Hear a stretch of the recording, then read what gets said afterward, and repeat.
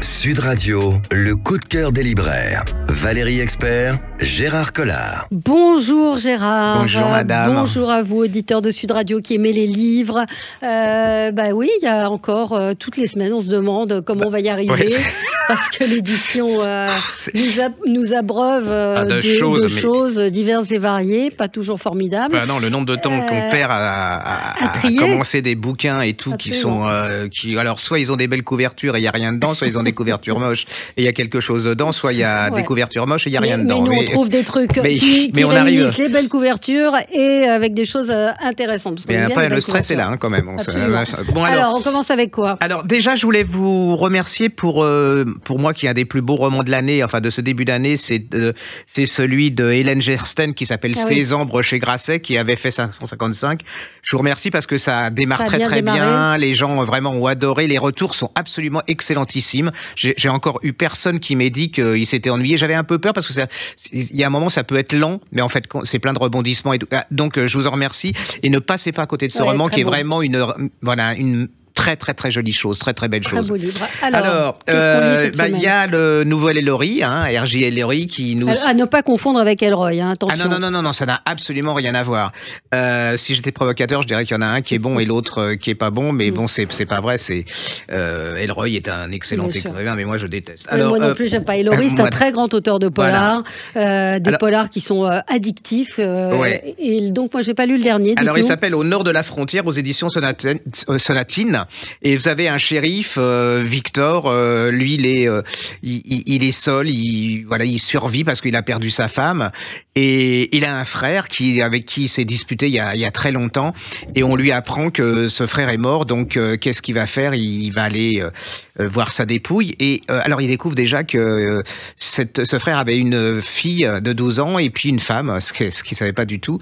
Alors vous allez découvrir au fil parce qu'il y a plusieurs choses là-dedans. Il y a l'histoire de cette famille, le pourquoi de la dispute, il y a psychologie. En plus, il a une finesse d'analyse de psychologie qui est très très bien. Et donc il va se rendre compte que son frère, il est pas mort. Sa mort, elle est pas naturelle. Elle est louche. Donc il va commencer à faire une enquête. Alors il y a aussi le milieu, c'est-à-dire c'est les Appalaches. Les Appalaches, c'est le trou du cul des États-Unis, c'est le plus pauvre. C'est un pays absolument magnifique où les gens sont comment on dit bruts.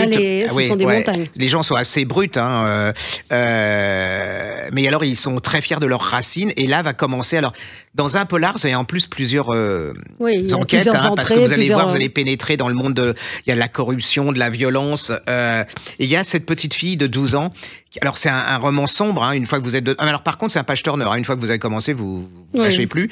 Et puis il y a cette petite fille, c'est quand même un sourire, un visage, il va se retrouver dans cette petite fille. C'est une histoire d'amour aussi entre cette petite fille et ce Victor et cet oncle. J'ai trouvé ça absolument sublime. C'est-à-dire que je suis pas j'en ai un peu marre moi les romans américains qui se passent dans les milieux pauvres où on décrit et tout et vous ressortez de là-dedans lessivé en me disant je vais me tirer une balle parce que c'est pas possible. Et donc en plus, là-dessus se greffe une autre histoire, c'est qu'il s'aperçoit qu'il y a une série de meurtres de femmes qui est inexpliquée. Et donc là, c'est un immense polar, c'est un excellentissime polar. Si vous avez jamais lu, il y en a beaucoup qui sont en poche. Vous pouvez lire tous ceux qui sont en poche. En format de poche, il y en a beaucoup. Mais celui-là, moi, je trouve qu'on retrouve le Ellory dans les meilleurs Ellory. Ouais, il y en a eu, je crois que c'était l'avant-dernier qui se passait dans le froid, qui était un peu. Moi, on n'avait pas accroché. J'avais pas accroché du tout. Mais là, c'est vraiment une merveille. Donc, allez-y, ça s'appelle Au nord de la frontière. C'est aux éditions Sonatine. C'est de Ellory et c'est une pure merveille. Très bien. Alors, moi, c'est un livre assez étonnant pour quelqu'un de cartésien irrationnel comme moi. C'est Flic guérisseur, Robert Martin. J'ai été intriguée par ce livre. Tout ce qui est écrit dans ce livre est vrai. Et c'est un flic, un grand flic qui a participé à de nombreuses interventions, qui a été très proche du directeur général de la police. Et il se trouve que cet homme, il est guérisseur, il est magnétiseur. Et donc, Il vous raconte sa vie, c'est-à-dire qu'il avait rien pour être flic. Il est né d'un père inconnu. Il y a une histoire de famille très très très compliquée. Il raconte comment il arrive, comment il devient flic, et puis sa première enquête où c'est une interpellation dans la rue et il tire sur une mobilette, enfin un scooter qui s'en va. Et là on lui dit mais pourquoi t'as fait ça? On tire jamais dans la rue. Et il dit parce que je le sentais. Et il raconte ses intuitions, il raconte comment il a soigné des gens. Et après, on y croit, on n'y croit pas. Peut-être qu'il y a la force de l'autoconviction. Mais je trouve assez fascinante, moi, ces histoires où il raconte sa grand-mère qui elle-même avait ce don et qui lui a transmis à lui et non pas à sa mère. Et c'est à la fois, bon, c'est un homme incroyablement humain. Moi, j'ai beaucoup d'admiration pour ces grands flics. Il raconte un certain nombre il a été à la BRB, à la BRI, à la section anticriminelle. Donc c'est une vie, l'affaire Guy Georges, l'attentat de Port-Royal, l'affaire Mera. Il a été au cœur de toutes ces enquêtes et à la fois avec ce don où il a soigné des flics. Mais moi, il y a des choses troublantes. C'est-à-dire que je pense que la science, elle comprend pas encore pourquoi ça se passe. Mais moi, j'ai une expérience comme ça d'une dame qui avait eu une blessure et qui est soignée par, je sais pas comment ça s'appelle, par le feu. C'est-à-dire qu'ils mettent. C'est ça, c'est des coupeurs de feu. Oui, c'est ça. Et ils mettent. Il met juste ses mains au-dessus, d'après ce qu'il raconte. Ouais, c'est assez troublant.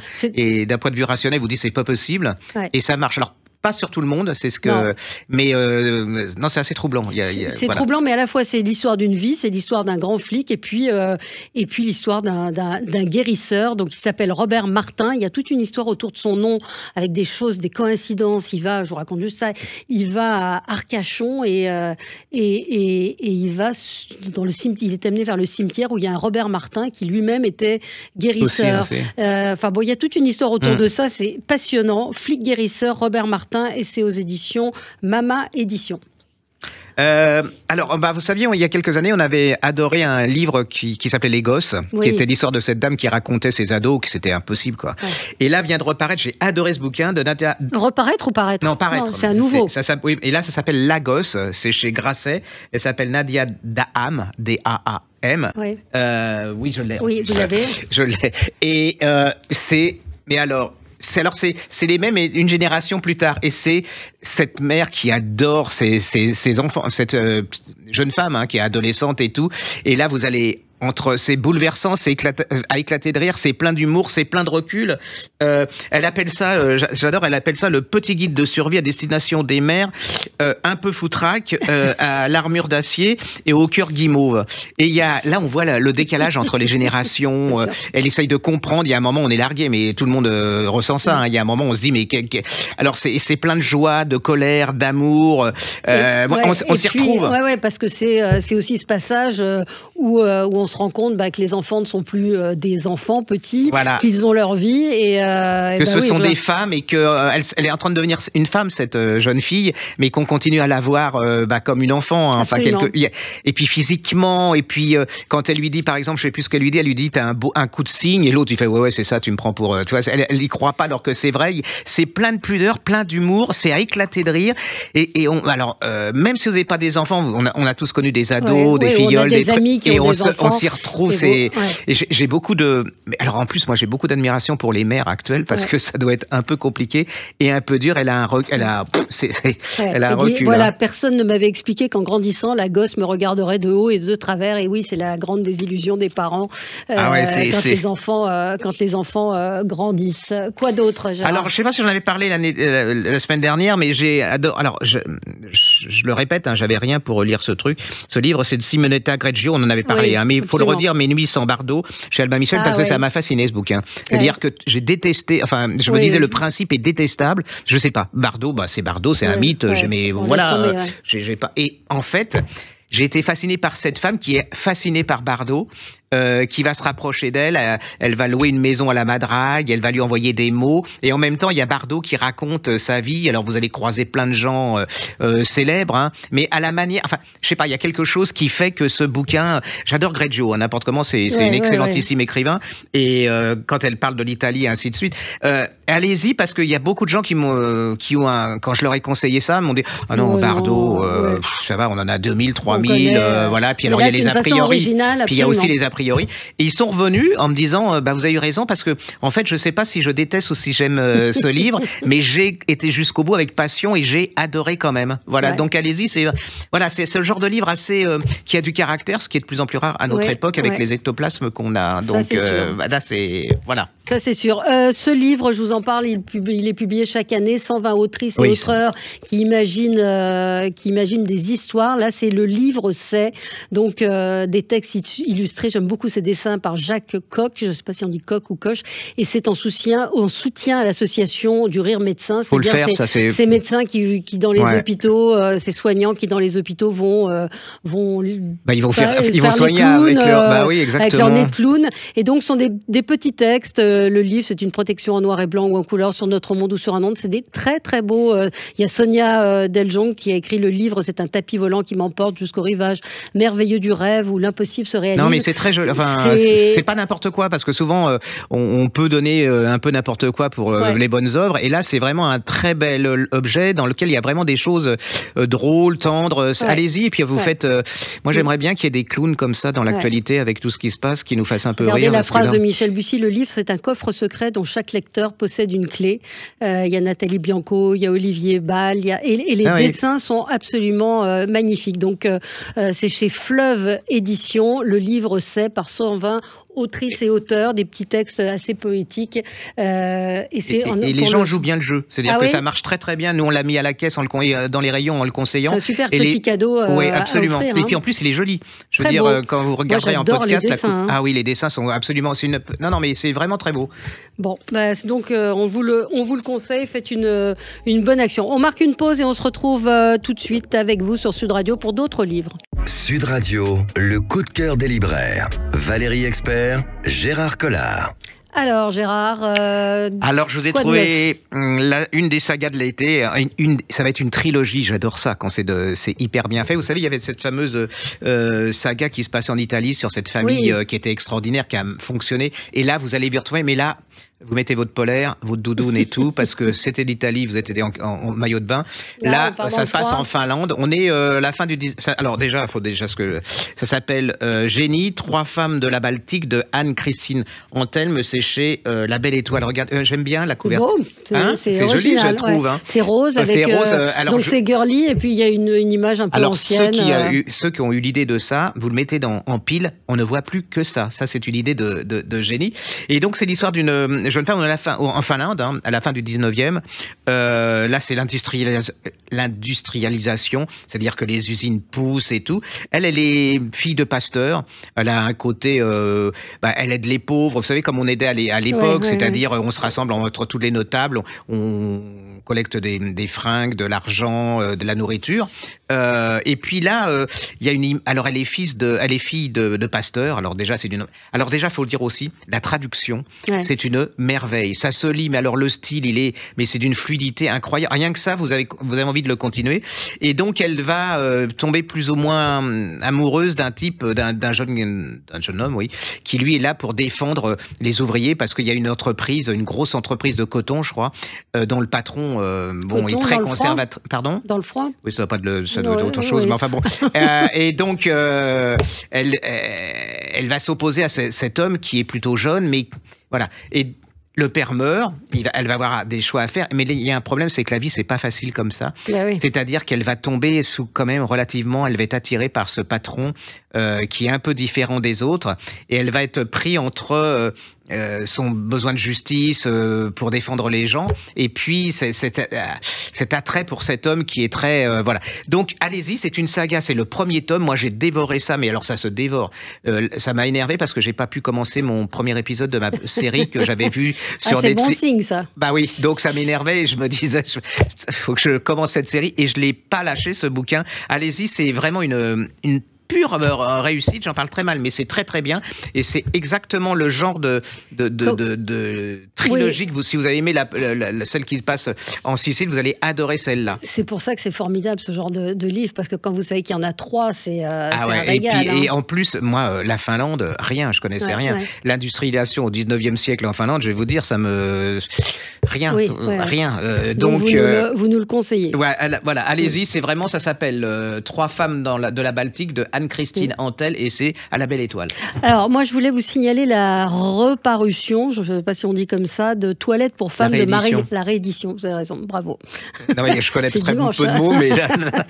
Toilette pour femmes, Marilyn French. Alors, ça a été un livre monumental, un livre événement dans l'histoire du féminisme. Ça s'est vendu à plus de 20 millions d'exemplaires.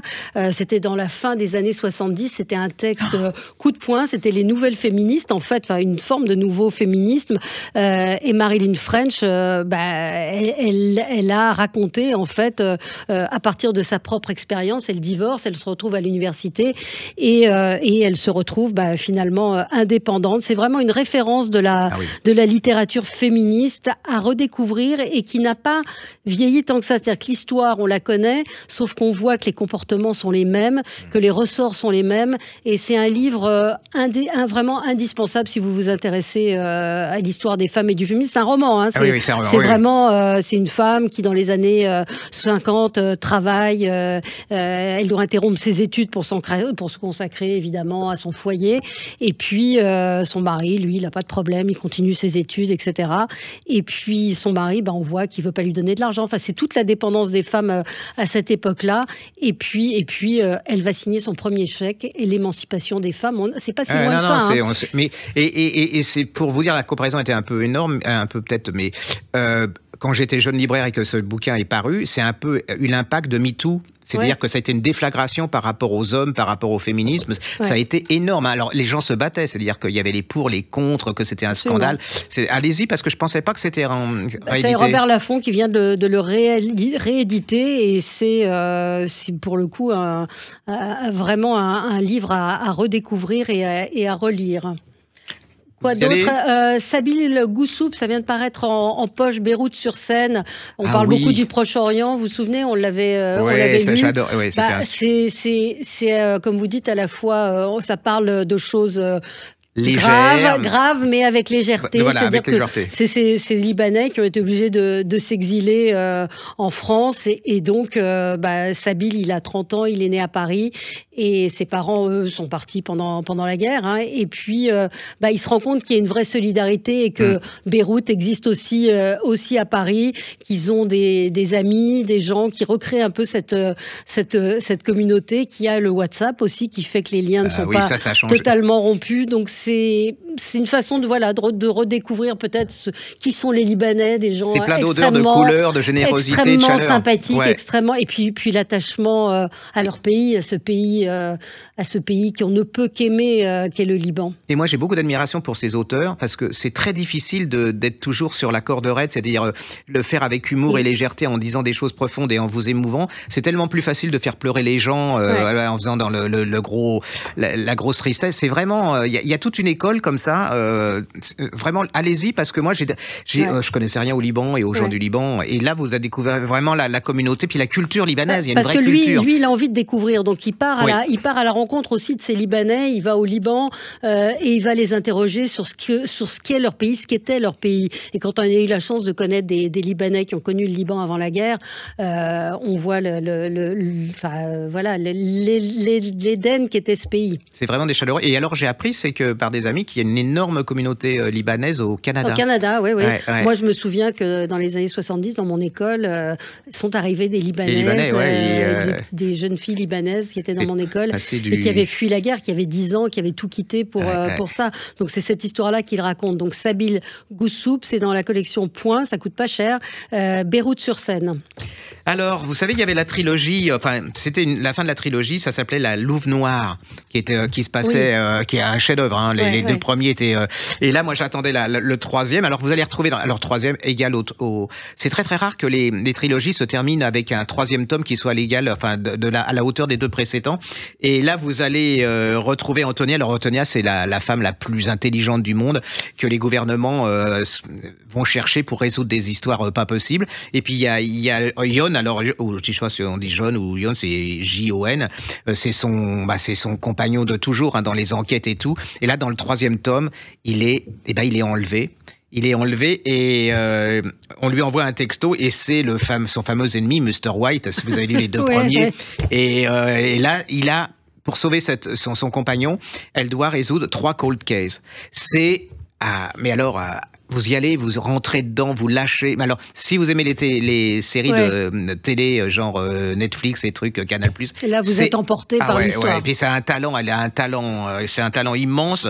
Et moi, le personnage d'Antonia m'a fasciné. Et le premier tome mais je me suis pris plein dans la tête parce que c'est d'une originalité, d'une force et d'une...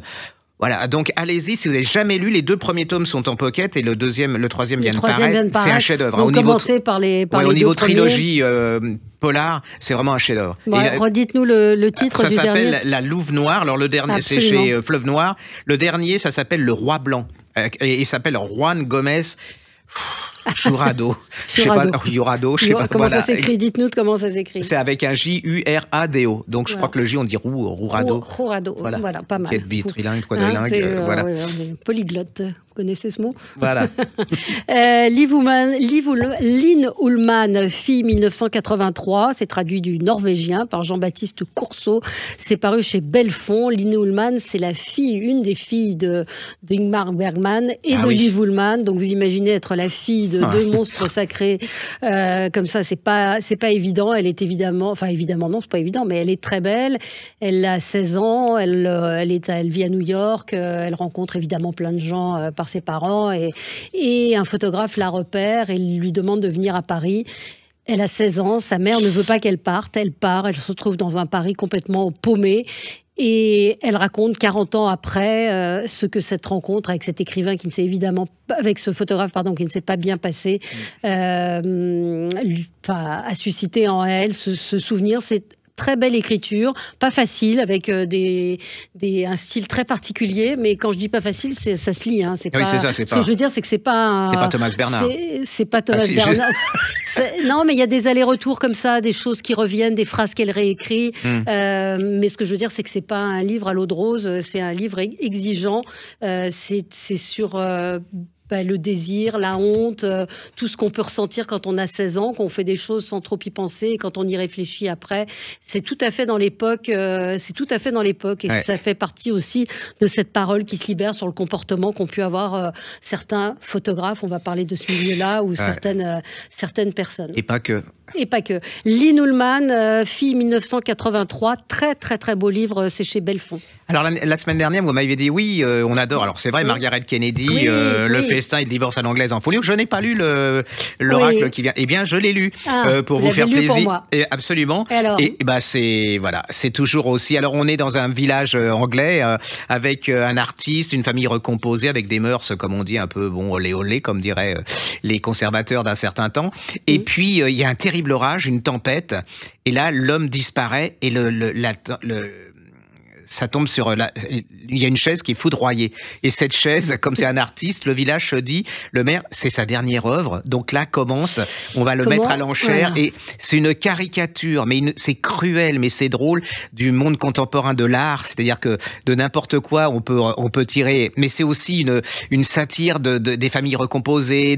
On retrouve tout l'humour, la cruauté, la finesse. Comment on peut avoir cherché... Enfin, moi, je suis fasciné par ces écrivains qui ont une capacité d'imaginer des choses, mais on se retrouve, c'est universel. On se retrouve parce que le coup de la chaise foudroyée, je veux dire, qui est trop... Ah oui. Et puis se dire, elle va tenir un roman avec ça, c'est pas possible. Moi, ce que j'adore avec ce type d'écrivain, c'est qu'encore une fois, c'est incroyablement contemporain, pas du tout démodé. C'est fou. Ah oui. Et alors qu'elle date des années 60, c'est-à-dire que autant il y a toute une littérature des années 60 qui a vieilli, mais alors ceci dit, il y a des années 2010 ou 2020 qui sont déjà vieux, mais là c'est vraiment passé pas à côté de Margaret Kennedy. C'est en folio et vraiment ça fonctionne. Hein, mariage à l'anglaise, c'est un régal, et donc celui-ci s'appelle Les Oracles et c'est chez Belfond. Quai Voltaire. Quelques petits livres pour enfants, peut-être pour finir. Je suis un dragon. J'adore celui-là. Moi j'adore. Je crois que j'en reparlerai toutes les émissions. Vous en aviez parlé? Je crois, mais allez-y, c'est vraiment une merveille. C'est un petit dragon Oh qui arrive chez les grenouilles et qui fait ouais, c'est une grosse grenouille. Et il dit mais je suis pas une grenouille. Et les grenouilles disent mais si, t'es une grenouille. Et il dit mais je suis un dragon. Et elles lui répondent mais ça n'existe pas. Puis elles sont trop mignonnes les grenouilles. Ah, j'adore. Et lui aussi il est trop. Et le dessin, trop il est mignon. vraiment magnifique. Il va leur prouver qu'il a un dragon. Elles vont avoir la trouille. Ouais. Voilà, tu es une grenouille. Et donc ça s'appelle Je suis un dragon, embrouille chez les grenouilles. J'ai adoré. C'est Sabina Hahn et c'est à l'école des loisirs. Allez, on se retrouve la semaine prochaine avec vous, Gérard. À bientôt. Sud Radio, le coup de cœur des libraires. Valérie Expert, Gérard Collard.